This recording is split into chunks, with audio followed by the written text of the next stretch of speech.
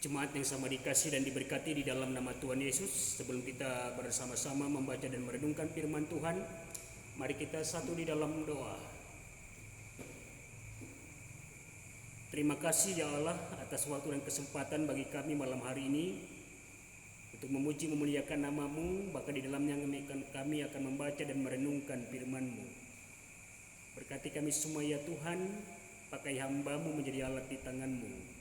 Berfirmanlah kepada kami di dalam nama Tuhan Yesus. Amin. Pembacaan Alkitab sesuai dengan nas Almanak GKE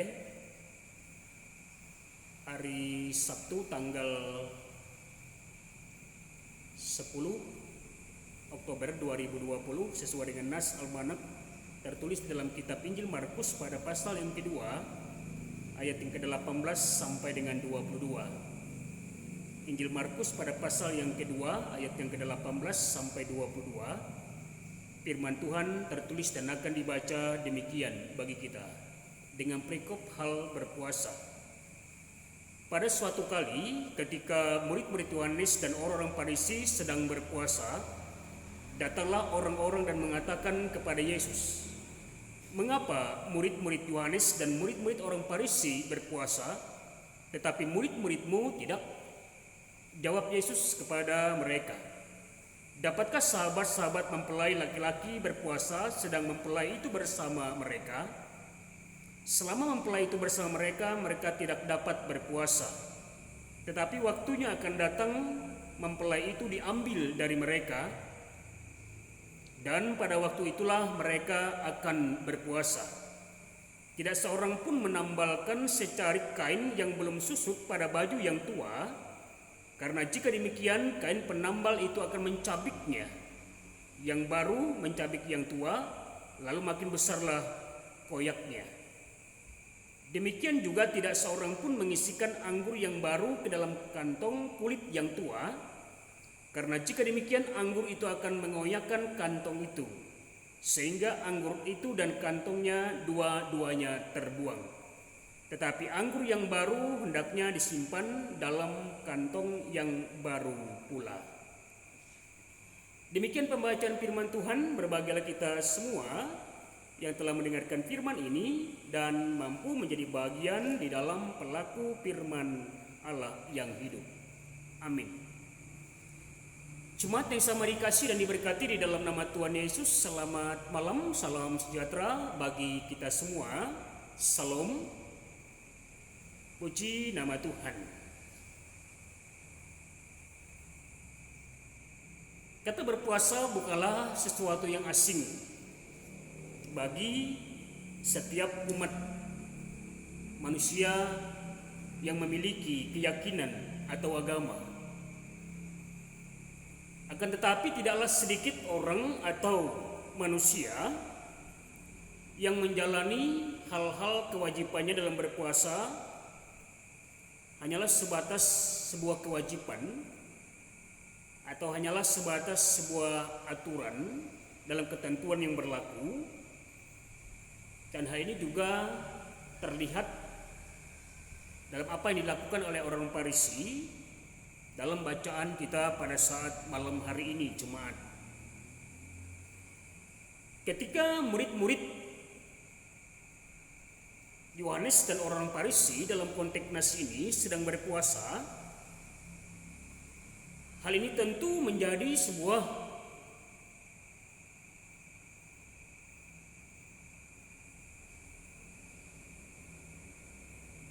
perbedaan yang mereka anggap, yang mereka pandang adalah berbeda dengan apa yang dilakukan oleh Yesus dan para murid-muridnya.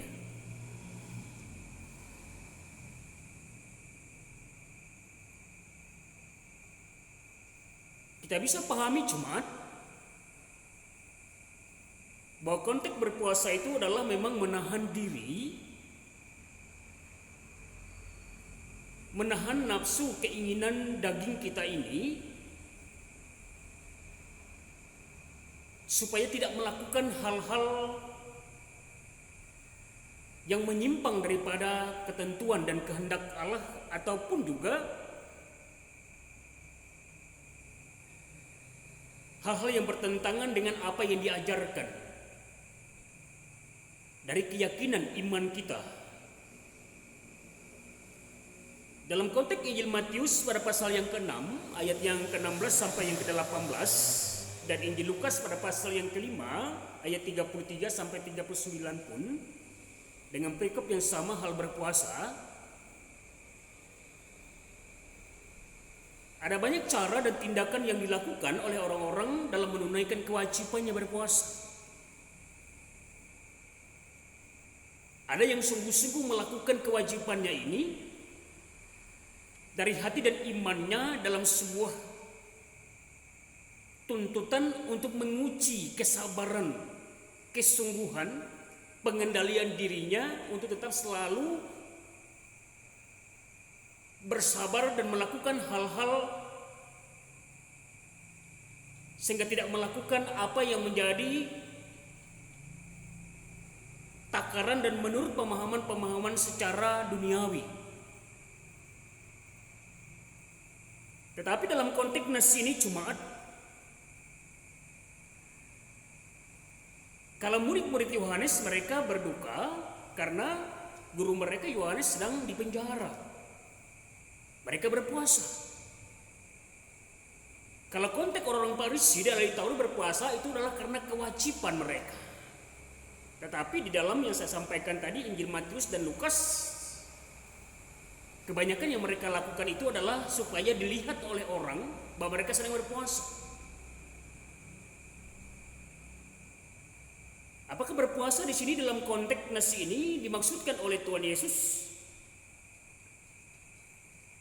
adalah sebuah kewajiban yang harus dilakukan, padahal Yesus masih bersama-sama dengan para murid. Menariknya Jumat, ketika orang-orang Farisi melihat bahwa murid-murid Yesus tidak berpuasa, mereka justru menegur bahwa apa yang dilakukan oleh para murid Tuhan Yesus itu adalah sesuatu yang tidak baik, tidak benar, tidak sesuai dengan ketentuan hukum Taurat dalam menunaikan kewajiban mereka sebagai yang memiliki keyakinan untuk melakukan kewajiban mereka itu menurut ketentuan dan hukum Taurat.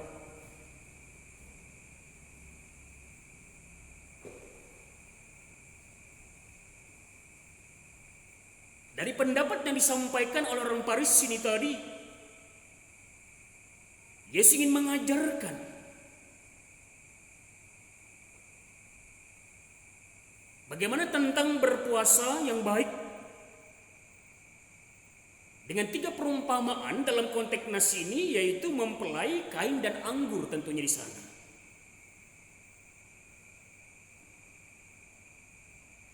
Lalu berpuasa yang bagaimana yang dikehendaki yang disampaikan oleh Yesus, yang seharusnya dilakukan dan diimani oleh orang yang percaya di dalam nama Tuhan Yesus.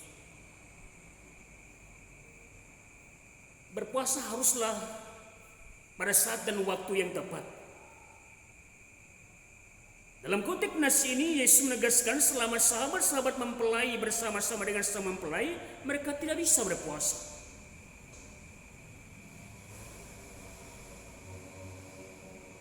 Karena puasa itu biasanya dipahami sebagai sebuah simbol rasa duka dan penyangkalan diri.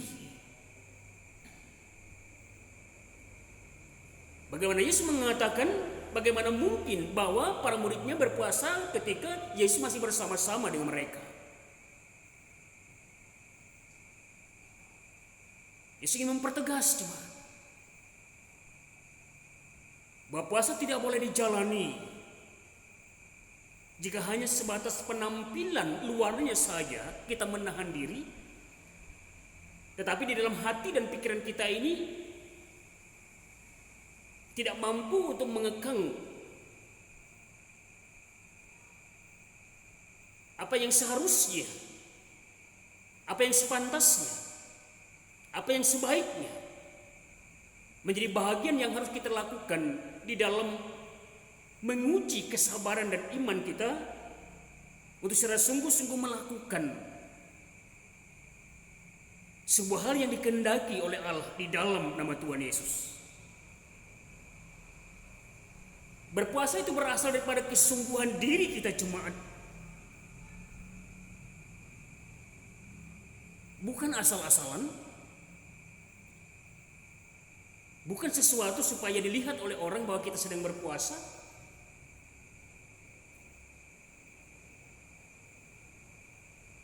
Firman Tuhan kepada kita pada saat malam hari ini,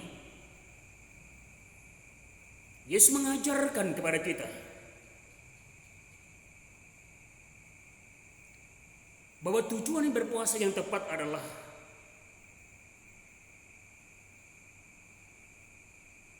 melalui kesungguhan dan niat kita yang tulus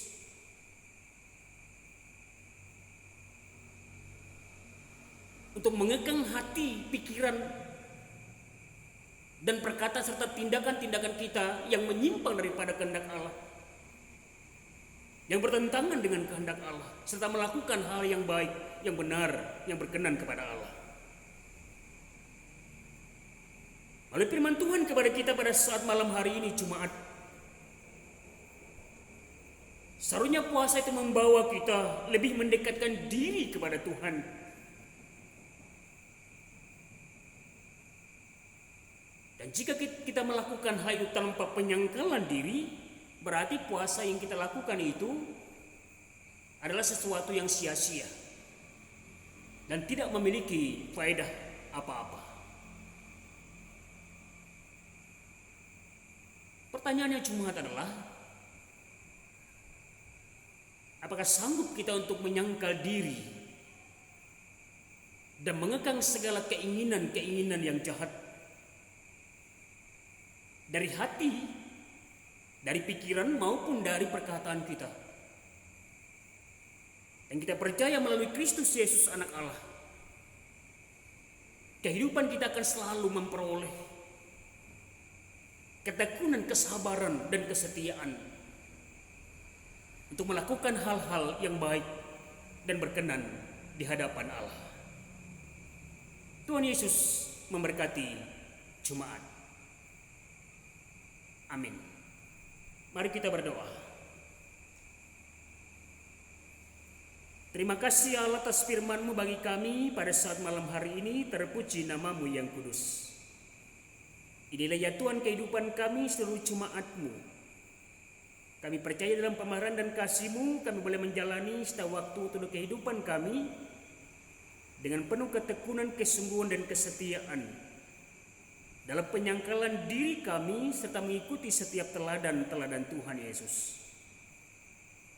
Berkati ya Tuhan akan setiap kehidupan kami jemaat-Mu dalam pekerjaan dan usaha kami masing-masing. Dalam kekuatan dan kesehatan kami ya Allah, kami percaya limpah kasih dan pemerahan Tuhan selalu menjaga dan menuntun kami semua. Kami berdoa Bapa di surga pada saat malam hari ini kepada jemaat-Mu yang pada saat ini dalam kondisi sakit. Biarlah Tuhan tetap melawat, menjaga, dan memelihara serta memulihkan mereka. Kami berdoa ya Tuhan dalam masa pemulihan orang tua kasih kami Bapak Sutasno. Biarlah sentuhan kasih dan kuasa Tuhan Yesus Kristus tetap selalu ada dan mendampingi orang tua kekasih kami ini. Kami berdoa juga ya Tuhan khususnya bagi jemaat kami yang saat ini terpapar COVID-19 ya Allah. Kami mohon Tuhan mendampingi mereka semua. Kami mohon Tuhan berikan mereka ketenangan dan kesabaran serta ketekunan dalam masa-masa karantina mereka saat ini, bahkan dalam masa proses pengobatan yang berlangsung ya Allah. Biarlah mereka tetap sumber pengharapannya di dalam Tuhan, dan kami percaya mereka akan dipulihkan dan kembali berkumpul bersama-sama dengan keluarga dan jemaat Tuhan.